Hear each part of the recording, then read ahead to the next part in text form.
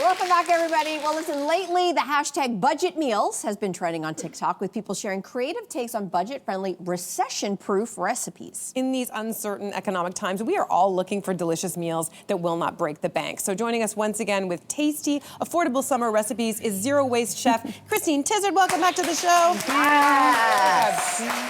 Let's dive in.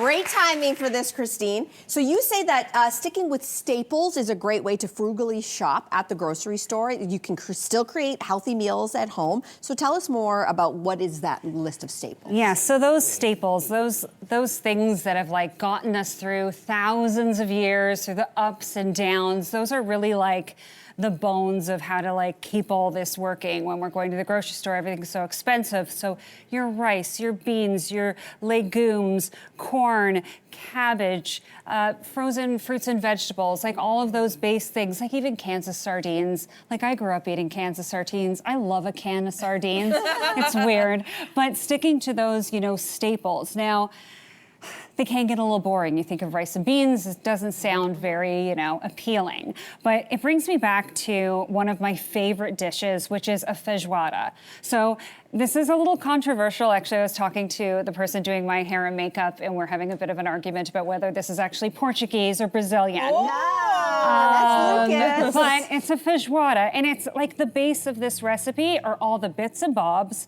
of the animal that people don't usually use. Okay. So these are cheaper cuts of meat. Okay. So you fortify your stock with all these, like, there's a trotter in there.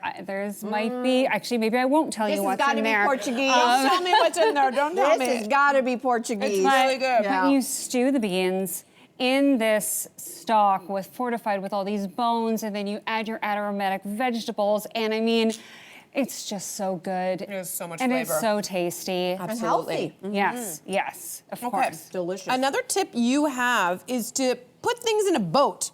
Put it in a boat. What? Can you elaborate for us? Well, I mean, in this case, it's kind of like a life raft. All right. But, leftovers, repurposing leftovers, putting things in a pepper, so stuffing your peppers. Zucchinis are always super cheap, so you can make a recipe with like a zucchini boat. Love it. Love that. But there's this old recipe that I wanted to try. It's called a potato peel pie. Okay. So basically, you're using the whole potato. Yep. It takes 4 potatoes to make this recipe. You're gonna peel it, which is a bit of a bugger, but hey, whatever. And you're using the peels for your pie crust. Oh, okay. So this pie crust that we're looking at right now is the peels of the potato. The peels of the potato. Oh my gosh, okay. And then you cook the potatoes, and this is also where you can use leftover cuts of meat, cheese, whatever vegetables you have on hand. Bell peppers are gonna be in season soon, so I use lots of bell peppers, cheese, but you can build on it. But it actually works. I was surprised that it worked. Delicious, Love it. delicious. Yeah. You say another great way to save money is to actually have breakfast for dinner? I'm a big fan of eggs on toast. Like, it's my go-to. Growing up in Newfoundland, it was very common to have a can of beans on toast. But you're always trying to get more protein in your diet right now too. So this is crispy chickpeas. I love it. Eggs on toast, you got your tomato, but super easy. Take a can of chickpeas, put a little bit of olive oil, add some spices, curry powder, throw them in the oven or fry them on a pan, and you just stack it and you have your breakfast for dinner. I love that. And then you can double use those crispy chickpeas just as a snack, which is so great. Which a good I salty did yesterday. Snack. I love that. Okay, so speaking of snacks, if we're looking for a cheap snack to make, you're suggesting Nova Scotia oat cakes. Yes. What are those? I don't know. It's not a cookie, it's not a cracker, it's not a cake, but I can tell you it's delicious. Very easy to make. I always have oats on hand. All of the ingredients for this, very, very basic. This is so good. Really easy to make. And I mean, I'm just a sucker for baked goods, pastries, like those This is not too expensive- sweet as well. It's not. It could be salty, it could be sweet. You can have it either way. You could have a sardine on there.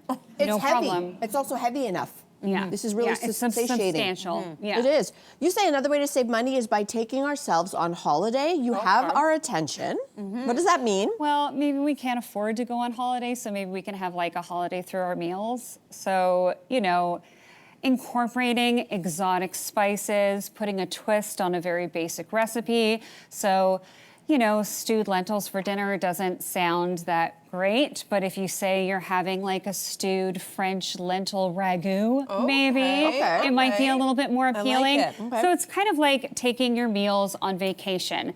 Very basic stewed lentils, but I'm adding in all these aromatics to make them taste a little better while you're cooking it. It's just not boring at all. And it's also one of those things, like you could have it for lunch, you could have it for dinner, you could have it on a side, throw it in the fridge, is good for a few days at least. Oh my We God, love it's that. really good. Okay, these are all great tips. What are some other ways that we can save money?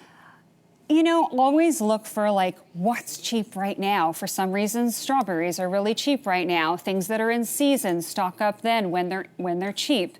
I feel like I'm always coming here and saying like cook more at home, but you do save money, and it is good in the long run to start cooking more at home. Like find those things that you really love to eat and perfect making them at home, and it will make a big difference. Yeah, I love that. Okay, so just because we're trying to save money doesn't mean that we want to skip dessert all the time. So you say there's nothing depressing about this chocolate depression cake. Do tell. Yeah, so this is another recipe that goes right back to the old war times, and I was actually really skeptical about this one. It's also called a wacky cake. A wacky cake? No milk, no butter, no eggs. It's kind of like there's really nothing in it. It's vegan. Is it Yeah, vegan? No milk, but like, okay. It's so moist. It's so moist. What the heck is in this? So I gave this recipe to my daughter last night because Okay. I was tired and I was like, I don't want to cook anymore. So she made it. Oh. And I couldn't believe how good it was. Wait, so how old is she? She's 21. Oh, okay. Okay. Phew. Yeah. Oh gosh. Okay.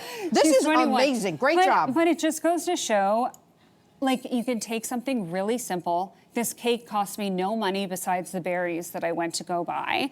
And if you dress something up, you eat with your eyes. So putting a little bit of effort into making something very simple look spectacular really helps. Yeah. Okay. Just quickly, give me the rundown. Did you do the ingredients? recipe? Oh, basically you have flour, you have water, I put a little bit of coffee in there, Okay. but no milk. I used vegetable oil instead of the butter. That's why it's moist. And your cocoa powder. Done. That's it. Honest to my God. gosh. So good. That's all in the pantry. Yeah. Christine, we just saved a ton of money and we ate so well. Thank you. Oh my gosh, that is delicious. Hey you, come a bit closer. We've got so many more must-see interviews, spicy debates, lifestyle tips, and pop culture moments. So subscribe to our channel by tapping the logo below and don't miss out.